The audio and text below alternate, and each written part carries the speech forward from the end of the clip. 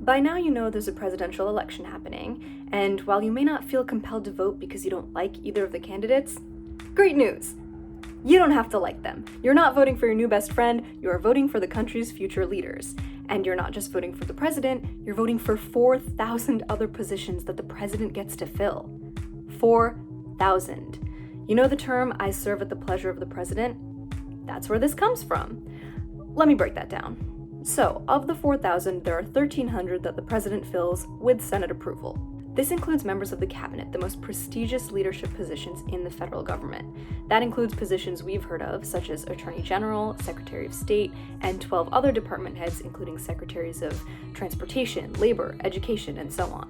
The president also fills out 350 other positions in cabinet agencies. Other high-ranking officials that the president appoints include the ambassador to the United Nations and 150 ambassadors to different countries.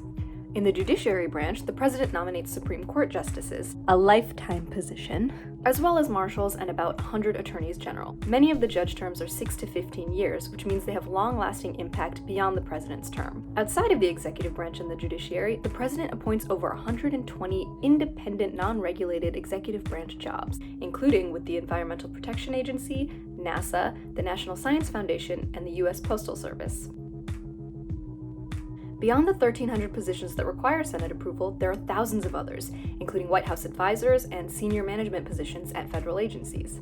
You may not like a candidate in a presidential election, but the fact of the matter is they are going to impact agencies that create policies which will affect you. So do your research and choose a candidate who aligns with your values. It doesn't have to be a perfect fit. It never has been in the history of presidential elections. But maybe this is a step towards creating that perfect future.